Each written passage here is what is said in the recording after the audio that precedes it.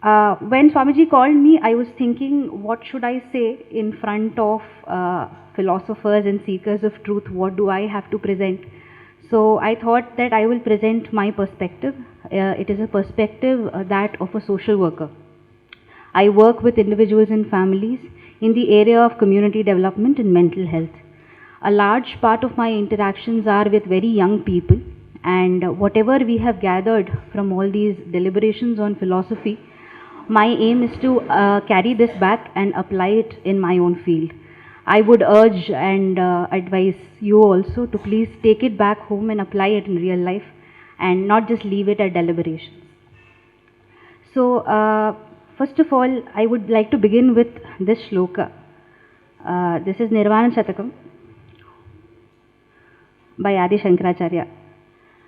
Mano buddhya hankara chittani naham न च श्रोतजिह्वे न च घ्राणनेत्रे न च व्योम भूमिर्न तेजो न वायु चिदानन्दरूपः शिवोऽहं शिवोऽहं न च प्राणसंज्ञो न वै पंचवायु न वा सप्तधातुर्न वा पंचकोश न वाक्पाणिपादौ न चोपस्थपायु चिदानन्दरूपः शिवोऽहं शिवोऽहं न मे द्वेषरागौ न मे लोभमोहौ न मे मदौ नैव मात्सर्यभावः न धर्मो न चार्थो न कामो न मोक्षः चिदानन्दरूपः शिवोऽहं शिवोऽहं न पुण्यं न पापं न सौख्यं न दुःख्यं न मन्त्रो न तीर्थं न वेदा न यज्ञः अहं भोजनं नैव भोक्तं न भोज्यं न भोक्ता चिदानन्दरूपः शिवोऽहं शिवोऽहं न मृत्युर्न शङ्का न मे जातिभेदः पिता नैव मे नैव माता न जन्म न बन्धुर्न मित्रं गुरुर्नैव शिष्य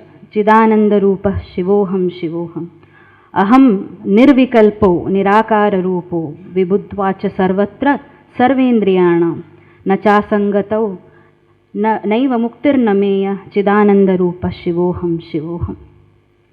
The whole proposition of this prayer, or I would rather say declaration, is that I don't have to worry about anything because I am not any of these things that try to define me. Given this proposition, we are talking about Karya and Akarya. In front of this truth, we are talking about what we should do and what we should not do and what constitutes action and inaction. Coming back to a little bit more of local contextual, although historical, opinions. Whatever I am presenting is a series of verses, a series of texts that has inspired me to think in this direction. I am only presenting dots and I am leaving it up to you how you want to connect it. So Thiruvalluvar in Tirukkural says, Solludal yarkum eliya, ariyavam solliya ennam seyyal. So he says it is easy for anybody to speak about large things. It's very difficult to execute what you've spoken. Then he goes on and says, உருவுகண்டு எல்லாமை வேண்டும் உருள் பெருந்தேருக்கும் அச்சாணி அன்னார் உடைத்து. Even big chariots that run have small linchpins which makes the wheels rotate. So every small part, every human being, every dot, dust, dash and particle in the universe has its own purpose to fulfill.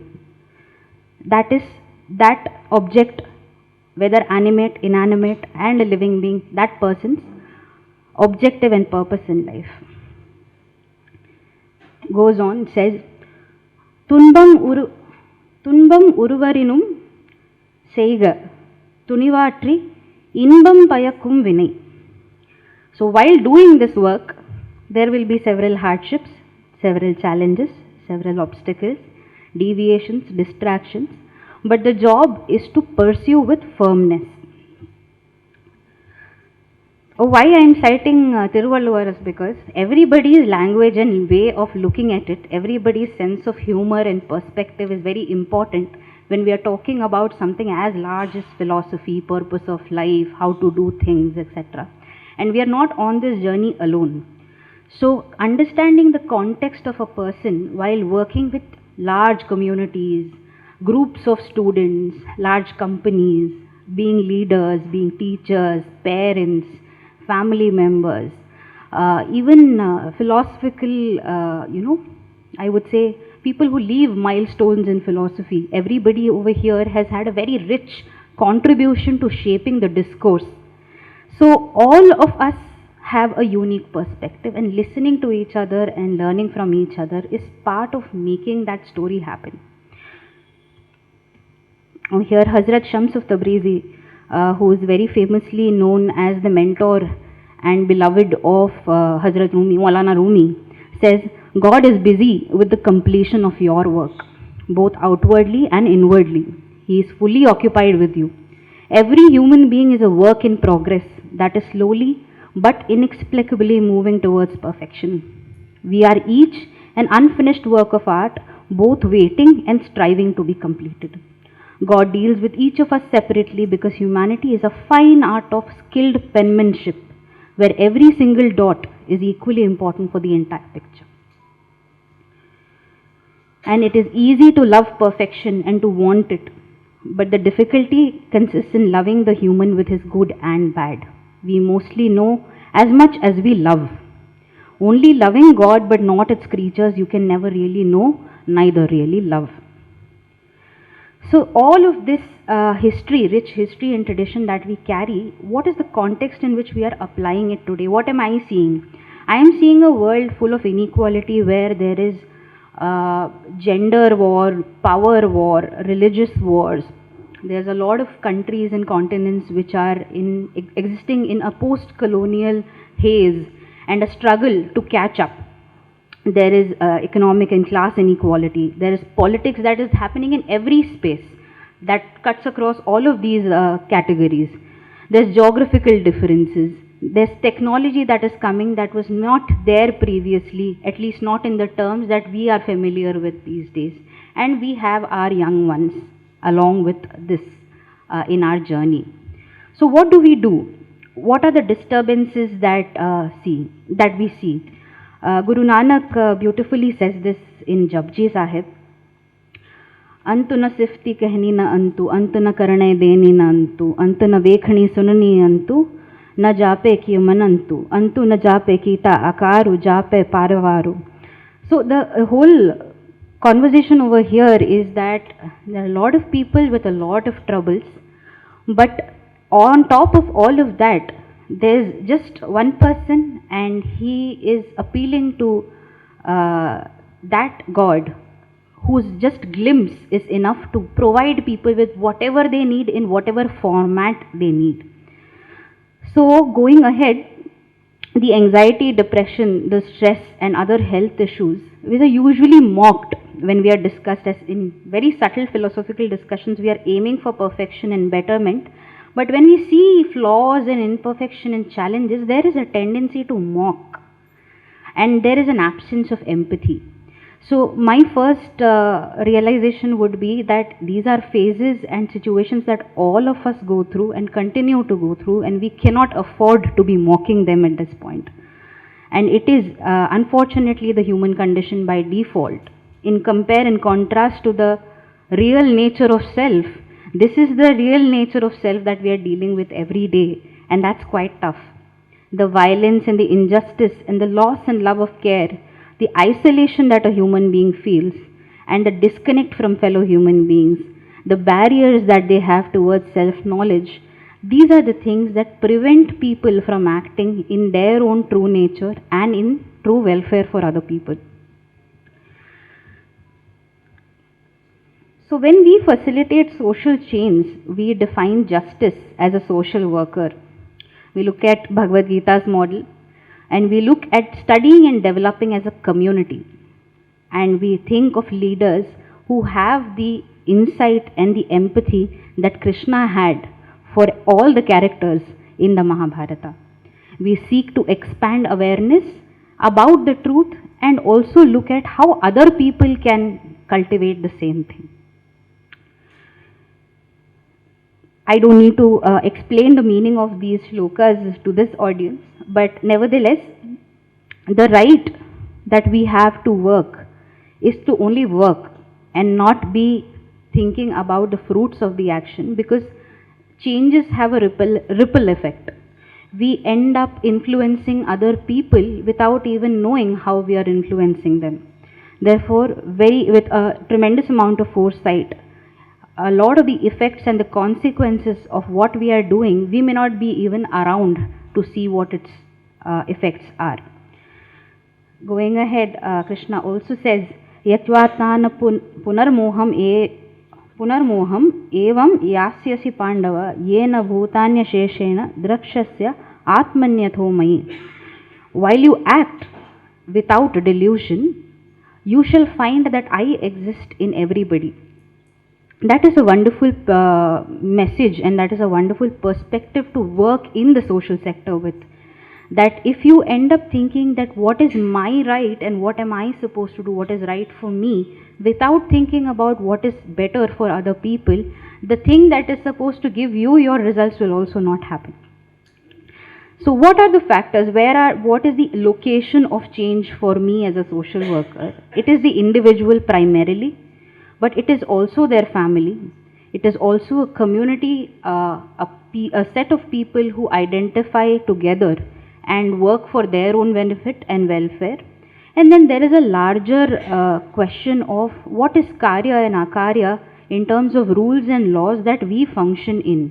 So a lot of unspoken rules are also there when we talk about an organization. Implicit rules that are not talked about. The cunningness, the cleverness, the shrewdness, which is the law of the land, is also a rule and a policy which creates conflict inside an individual. So how does an individual act within this? If they go completely against it, then they will be penalized by the group that they are coexisting with. So how do we navigate that? So these are specific instances where I get to apply the concepts that we just discussed before. Okay, so this is a shloka that talks about attachment and detachment and how wise men act. So wise men need certain qualities and should have certain capacities. First of all is self-awareness. Second thing is about the power dynamics in any situation. Who has more power?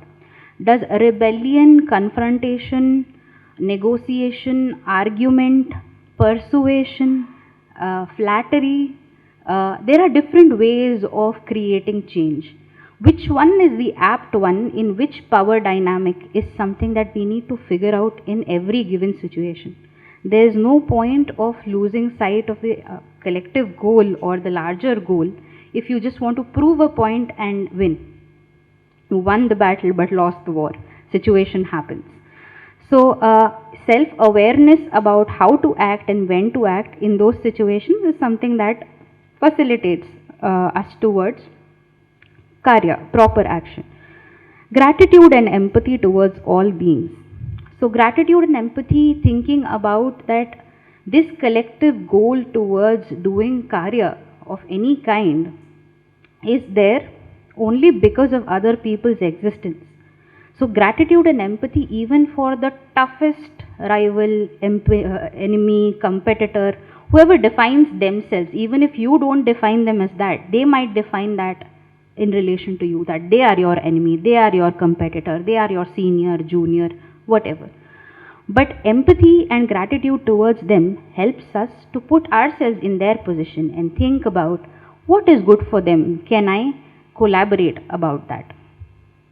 And self-regulation, which of course we have so much of literature and knowledge about regulating the body and the mind, how these are instruments in the larger conversation about what we are doing for the common good and the social welfare.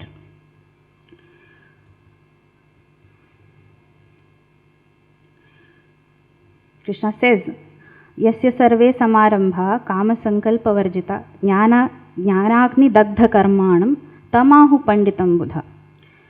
So while on this journey, our individual desires and purposes, even if they are for the better good, even if we consider it to be very pure, what ends up happening is that if we are worried about what will happen to me or what will happen to my action, it still restricts us. It still falls within the effects and what will happen to us and what will be our emotional situation after performing that action.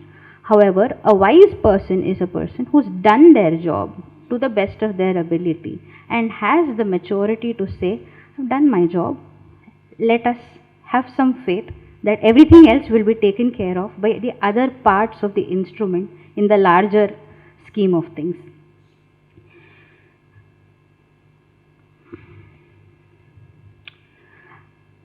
So here in an interaction where there is work to be done together, what kind of communication should be carried out? It should be mindful, should be assertive, where not anybody can come in and take over your time and stop you from doing what you're doing. So you have to assert your boundaries, set your boundaries, communicate your boundaries respectfully.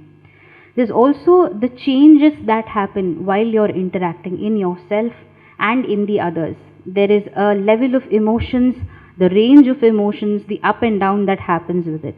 There is an immense need for rest and pause. A large part of our time is spent hurrying through a lot of things. So we forget that rest, relaxation and pause is very important in doing work. And of course, reflection about what is going on internally, externally, between people, between us and the environment. All of that has to be reflected on. And these are skills that need to be developed by everybody and not just people who have knowledge about it. So knowledge transference is also a very big karya that we have collectively taken upon ourselves.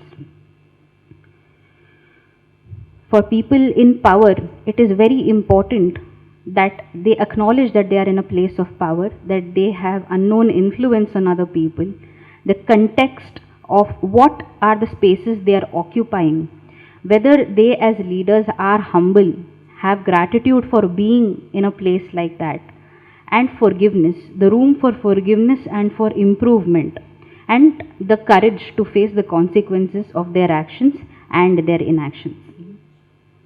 Krishna says, Yadyad acharati shreshta tattad devetaro sayat pramanam kurute lokastadanuvartate. The way that great people act, people will look to act like them. Secondly, this is a very funny remark that Krishna makes. Yadi aham na varteyam jatu karmanyendrita mama vartamanu vartante manushya partha sarvasha. If I as God do not engage in action, what will happen? People will take it as an indication to relax and not do anything. So that's the reason I am performing action, is what the Lord is saying. So that's also, I think, an interesting concept to reflect on. Why does God have to act? Why does God have to take avatara, come to the world, tell people things, do things? So he says, I also have to do this, otherwise the world will perish. And if I don't transfer this ability to you, to be able to stay equanimous and perform action, your function will also not happen properly, and therefore things will go in downhill. This is also a shloka that was brought up in yesterday's discussions and which is a very interesting take on things. Shreyan swadharmo vigna paradharmat vanushthitat swadharme nidhanam shreya paradharmo bhayavaha. So what is swadharma? It is not just the job you are doing or your identity. It's also about certain carrying vasanas that are prevailing upon our personality and nature. Certain things that don't sit well with our conscience. If we act contrary to what we believe to be the truth and we believe to be the right thing, we automatically don't get the consequences that we are hoping for, because it's not making us comfortable. It is going against our own true nature. So I think this is a very interesting take, and Swami Chinmayananda ji says, comments on this shloka, in its right import, swadharma means type of vasanas. To act according to one's own taste, inborn and natural, is the only known method of living in peace and joy. To act against it would be acting in terms of paradharma, and that is very dangerous. So I would encourage all of you to think along with me, along these terms, about all these spaces we occupy where not everybody is coming from the same context, not everybody is aware of Bhagavad Gita, Vedas, Shastras, theories and scholars of philosophy. Not everybody is even educated. Not everybody is able to understand the language of love. Not everybody is a happy person. So when we take all of these things back at work, at home, what happens when people react to us even when we come across with best of intentions? How do we do conflict resolution?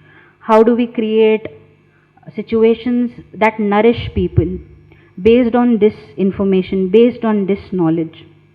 I think this is a long journey, and the best definition of Akarya would be to do our job and not really worry because everything is already taken care of. Thank you for this opportunity. Thank you, Swamiji, and thank you all speakers. Thank you, Ms.Sreepriya Menon. Basically, she has given us what we actually look for in philosophy. Philosophy is not merely theory. It doesn't have meaning unless and until it is applied. So the paper is open for discussion. Can we have some comments, and may we have some queries so that she can reply? I would like the queries to be short and the comments as well. Thank you.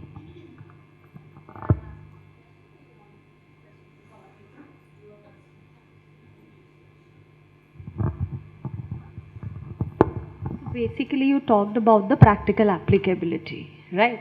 Now, so when we talk about Krishna Arjuna bond, so for Arjuna, Krishna was available as a counselor. That, which karyas should he, so that kind of thing. Now, for me, who is my Krishna? Now, if I want to decide that, see, I want to take this karya and not this, who is going to guide me? And at the same time, so if the classical texts are there, Bhagavad Gita as a guide is there for me, but I did not develop that kind of rationality in me. Definitely, I will be needing some Krishna in my life. So, how do I tackle this issue? It's a lovely question, and it's a very practical question. I would say that according to Krishna himself, he says, wherever I am needed, I am present. So, discovering Krishna in one's own self, and in every guru, and in every person as a pointer, and then using the instruments that you've been given, your own rationale, your own study, your own experience, so your own anubhava of a situation, your own analysis of a situation will tell you whether it was a right interpretation or not. And definitely nothing is permanently true or absolutely true given cross-sectionally. There are several things that you will realize later on, but that learning and realization will help you not make a mistake again. So your interpretation of Bhagavad Gita or your own text, the way that you take it forward, is not finite. So by giving multiple akaryas, I may reach to that karya level at some point in my life. Akarya by itself is you not being worried about what is going to happen. That is my interpretation. I hope I have answered the question a little bit, but it's a discussion. We can take it forward.